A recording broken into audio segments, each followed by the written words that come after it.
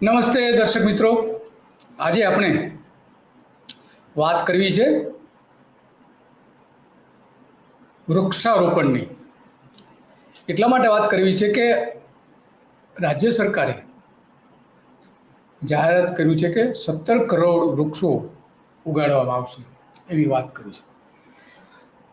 તો ગુજરાતમાં આ બધી ઝુંબેશ ચલાવે છે સરકાર, તો ખરેખર વાસ્તવિકતા શું છે એની થોડી વાત કરવી છે. કારણ કે એક પેડ માં કે નામના નામે જે આખા ગુજરાતમાં ચાલી રહ્યું છે મિશન ફોર મિલિયન ટ્રીઝના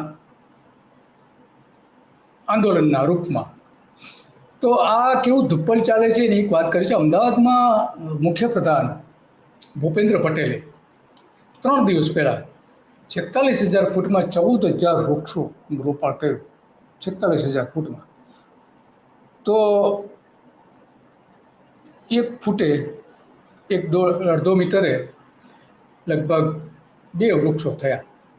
તો આ કઈ રીતે શક્ય બને? મિયાવાકી જંગલ બનાવે તો પણ ગાઢ જંગલ બનાવવાનો કોન્સેપ્ટ છે મિયાવાકીનો, તો પણ શક્ય નથી. કારણ કે મિયાવાકી પ્રમાણે બનાવે તો પણ 3 ફૂટનું અંતર રાખવું પડે. અને બગીચા હોય તો બગીચા, જે આપણે બગીચા વિભાગ છે ગુજરાત સરકારનો, એ પ્રમાણે તો 10 મીટર એક વૃક્ષે હોવું જોઈએ, એટલે કે 32 ફૂટનું અંતર હોવું જોઈએ એવું કહે છે. વન વિભાગમાં 3 મીટર કહે છે.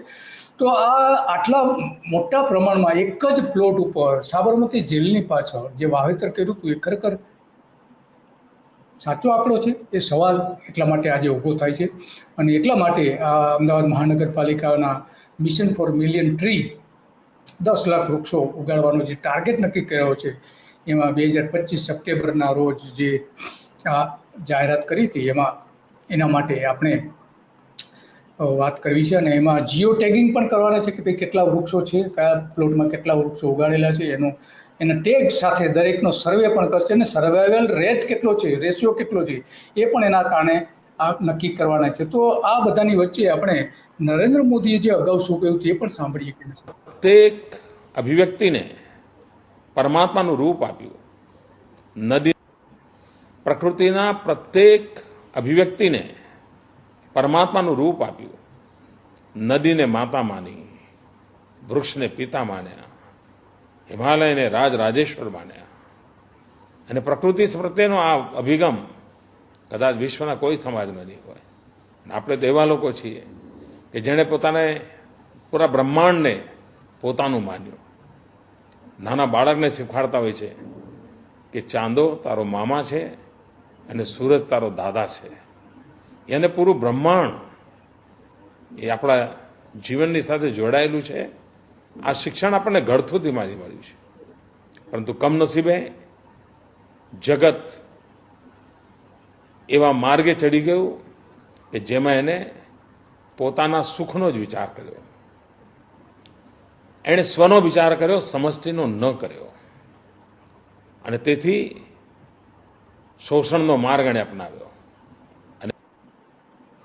શોષણનો માર્ગ એમને અપનાવ્યો, એવી મોદી સાહેબ વાત કરી રહ્યા છે. આપણે સ્વનો વિચાર કર્યો, તો સ્વ એટલે કોણ? પોતાના માનીતા લોકો, પોતાના ઉદ્યોગપતિઓ. સ્વાભાવિક છે. આપણે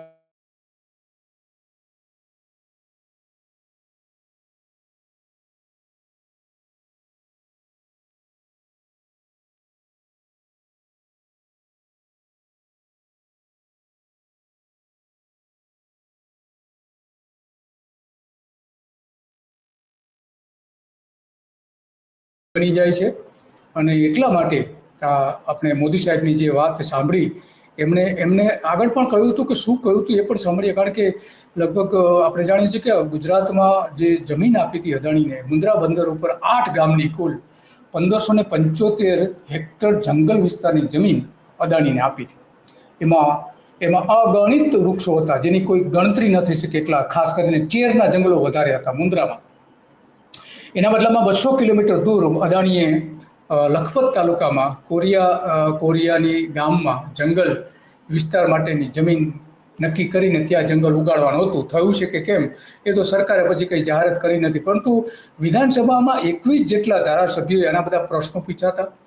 એમાં ઘણી બધી વિગતો બહાર આવી હતી કે કચ્છમાં અદાણી ગ્રુપને Mundra port and special economic zone દ્વારા 2008 હેક્ટર જંગલની જમીન આપી હતી.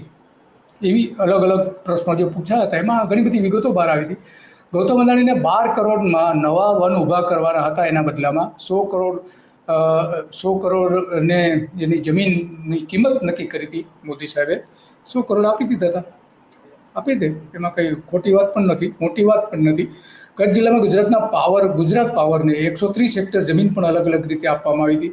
તેના પણ 13 કરોડ રૂપિયા ઉદ્યોગોએ આપ્યા હતા. સુરતમાં આપણે જાણીએ છીએ, સુરત એસઆરથી લઈને એની આજુબાજુ જે છે હજીરામાં, તો ત્યાં પણ ઘણા બધા જંગલો નાશ પામ્યા છે, ઘણા બધા જંગલોની જમીન એ રીતે આપવામાં આવી છે. તો 11 વર્ષ પહેલાંથી મોદી રાજમાં વૃક્ષોની કતલ ચાલતી હતી અને હવે એ કહી રહ્યા છે કે આપણે આ જે જંગલો જે છે એનો સ્વ માટે ઉપયોગ કરીએ છીએ, આપણે બીજા કોઈ માટે ઉપયોગ કરતા નથી, એવું એમનું કહેવું છે. આગળ શું કહે છે એ પણ સાંભળીએ. આપના આવનારી પેઢીઓ પર્યાવરણના સંકટથી જૂझવું ન પડે, આપણે એવી પૃથ્વી મૂકીને ન જઈએ, એવી નદીઓ મૂકીને ન જઈએ, એવા જંગલો મૂકીને ન જઈએ કે જેમાં આપણી આવનારી પેઢી શ્વાસ લેવા માટે પણ સમર્થ ના હોય. એવું પાપ આપણે ન કરીએ. આવો એક સામૂહિક જવાબદારીનું વહન કરીએ. સામૂહિક જવાબદારીની વાત કરી રહ્યા છે મોદી સાહેબ. જ્યારે મુખ્યપ્રધાન હતા ગુજરાતના એ સમયે એ વાત કરી રહ્યા હતા. તો 3 જિલ્લાઓમાં જે કુલ જમીન આપી હતી, જંગલની જમીન ઉદ્યોગોને જે આપી હતી, એ લગભગ 2211 હેક્ટર જમીન જંગલોની હતી. એમાં એસાર પણ આવી જાય, અદાણી પણ આવી જાય અને હચ પણ આવી જાય. હચ ફેશન લિમિટેડ એ પણ આવી જાય, વોડાફોન આવી જાય, એસાર પણ આવી જાય. આવા 17 ઉદ્યોગપતિઓ હતા અદાણી સહિત. તો મુખ્યપ્રધાન ભૂપેન્દ્ર પટેલના સમયમાં એમણે આજે જે વૃક્ષારોપણ કર્યું એમાં પુત્ર જીવા વૃક્ષ નામનું વૃક્ષ જે છે એનું વાવેતર કર્યું. અને આ બધી જ વચ્ચે બધી બરાબર છે, પરંતુ વાસ્તવમાં એ છે કે ભરૂચના 20 કિલોમીટરના ચેરના નાશના મીઠાના એકમોને 1200 હેક્ટર જેટલી જમીન આપી દીધી હતી. 1200 હેક્ટર જેટલી જમીન. તો એ અત્યંત ગંભીર બાબત એટલા માટે બની જાય છે કે કચ્છના મુન્દ્રામાં પણ મહેસૂલ વિભાગની જમીન પર વન વિભાગના અંદાજ મુજબ 25 ચોરસ કિલોમીટરના વિસ્તારમાં પથરાયેલું ચેરનું વૃક્ષ, આ 17 કરોડ વૃક્ષો વાવવાની વાત છે. તો કચ્છમાં 22 ચોરસ કિલોમીટરમાં ચેરના જંગલો સાફ થઈ ગયા હોવાનો પણ એક અહેવાલ હતો. ખાવડા ખાતે 1 લાખ હેક્ટર જમીન પડતર હતી, એમાંથી 72,000 હેક્ટર જમીન પર સંરક્ષણ મંત્રાલયે સોલર પાર્ક બનાવવા માટે હમણાં થોડા સમય પહેલાં જ મંજૂરી આપી છે અલગ અલગ ઉદ્યોગોને. અદાણી પણ એમાં છે. તો અદાણીને કચ્છમાં મોટા પ્રમાણમાં ગૌચરની જમીન 15 પૈસાથી લઈને 2 રૂપિયા સુધીમાં અગાઉ જ્યારે સીએમ બન્યા હતા ત્યારે એમણે આપી હતી. અને રાજ્યમાં લગભગ 18 લાખ હેક્ટર જમીન ઉદ્યોગપતિઓને આપી હતી. એમાં ઘણી ખરી જંગલોની પણ જમીન હતી. તો આ બધી જે વાત કરી રહ્યા છે મોદી સાહેબ, પરંતુ વાસ્તવિકતા કંઈક જુદી જ છે. એક પેડ નામ માં કે નામની ઝુંબેશ લોકો પાસે કરાવડાવે, લોકો પાસે વૃક્ષો ઉગાડાવે, પણ ઉદ્યોગપતિઓને એ જમીન આપી રહ્યા છે, ઉદ્યોગપતિઓને. અને અદાણી ઉપર તો મહેરબાન છે ગુજરાતમાં મોદી સરકાર અને ભૂપેન્દ્ર પટેલની સરકાર. કારણ કે આ જે એને મોદી સામે આરોપો મૂકવામાં આવ્યા હતા જમીનો આપી દેવામાં, જંગલો આપી દેવાના સંદર્ભમાં BM શાહ કમિશનની રચના પણ કરવામાં આવી હતી. પછી જો કે એણે ક્લીન ચીટ આપી દીધી હતી, કારણ કે અદાણીને 6 કરોડ ચોરસ મીટર જમીન પાણીના ભાવે આપી હોવાનો એમાં આરોપ હતો. એમાં આ જંગલની જમીનથી લઈને ઘણું બધું હતું. 1 રૂપિયાથી લઈને 32 રૂપિયા સુધીની જમીન આપવી એવી વાત ત્યારે હતી, પણ પછી બહુ કંઈ એમાં એ કમિશને કોઈ ઉકાળ્યું નહોતું. તો આ બધાની વચ્ચે ભૂપેન્દ્ર પટેલ જે અત્યારે ઝુંબેશ ચલાવી રહ્યા છે આખા ગુજરાતમાં, વૃક્ષો વાવો, માં કે નામ, માના નામે વૃક્ષો ઉગાડો, તમારી માને સાથે રાખો, અથવા માં ન હોય તો એનો ફોટો રાખીને પણ તમે ઉગાડો, વૃક્ષ વાવો. તો જંગલોના વિનાશમાં મોદી કરતા ભૂપેન્દ્ર પટેલ આગળ નીકળી ગયા છે. 3 વર્ષમાં એને 20 લાખ મીટર જંગલો જે હતા એ ઉદ્યોગપતિઓને શરણે આપી દીધા. 20 લાખ મીટર. અને હવે કંઈક જુદું જ આંદોલન ચલાવી રહ્યા છે. તો આ બધા જે બાબતો છે અત્યંત ગંભીર બાબત છે. લીલાછમ વૃક્ષો આપી દે છે ઉદ્યોગપતિઓના માલિકોને. ભાજપની ભૂપેન્દ્ર પટેલની સરકાર સોનાના તાસક ઉપર લૂંટવા આપી દીધી જમીન, મહેસૂલની જમીન, ગૌચરની જમીન અને જંગલની જમીન. તો આ બાબત અત્યંત ગંભીર બાબત છે અને એટલા માટે ધારાસભ્યોએ પણ વિધાનસભામાં પ્રશ્ન ઉઠાવ્યો હતો કે 2 વર્ષમાં ઉદ્યોગોને 180 હેક્ટર જંગલની જમીન આપી હતી, જે 18 લાખ ચોરસ મીટર જેટલી જમીન થાય છે, એવું વિધાનસભામાં જવાબ આપ્યો અલગ અલગ પ્રકારની. તો આ બાબત છે, જંગલોનો શોધ વાળી દેવાયો હતો અને ઉદ્યોગો પાસેથી 78 કરોડ રૂપિયા પણ એના બદલામાં લીધા હતા ભૂપેન્દ્ર પટેલની સરકારે કાયદેસર.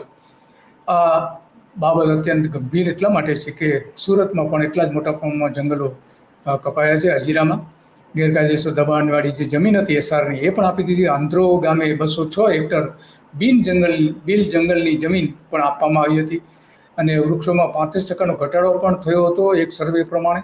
તો આ બધા ઘણા બધા ઉદ્યોગપતિઓ છે. કચ્છમાં વોડાફોનને પણ એ રીતે 10 હેક્ટર જમીન આપવામાં આવી હતી. જંગલો વધ્યા હોવાનો દાવો કરે છે સરકાર, પણ તો આ એક બાજુ જંગલોની જે જમીન છે એ આપી દેવામાં આવે છે. અને એટલા માટે આજે જે અમિત શાહ અમદાવાદ આવ્યા હતા વૃક્ષારોપણ, એક માં કે નામ, એક વૃક્ષ ઉગાડવા માટે, એ પણ કંઈક બોલે છે, સાંભળીએ પણ. છતાંય અમદાવાદ શહેરના દરેક નાગરિક, ઓગસ્ટ મહિનો પતવા આવ્યો, છતાંય અમદાવાદ શહેરના દરેક નાગરિકોને હું હૃદયપૂર્વક અપીલ કરવા માંગુ છું કે મ્યુનિસિપલ કોર્પોરેશન કેટલાય ઓક્સિજન પાર્ક બનાવે, કેટલાય મિયાવાકી જંગલો બનાવે, કેટલાય વૃક્ષો વાવે, એ બધા એનો સરવાળો જો દરેક અમદાવાદી એક વૃક્ષ વાવે તો એના કરતા ડબલ થઈ. તો અમિત શાહ પણ વૃક્ષો વાવવાનું કહે છે. એટલે કે રાજકીય નેતાઓ કહે છે કંઈ અને કરે છે જુદું. એના આ ઉદાહરણો છે. એક પેડ માં કે નામમાં પણ અગાઉ જંગલો ઉદ્યોગપતિઓને આપી દે છે, લાખો હેક્ટર જમીન આ રીતે આપી દેવામાં આવી છે. હજુ પણ ઘણા બધા એવા પ્રોજેક્ટ છે, રોડના પ્રોજેક્ટ છે, લિંક જે નર્મદા નદી સુધીની જે લિંક છે, તાપી પાર નર્મદા લિંક, એમાં પણ અનેક વૃક્ષો કપાવાના છે.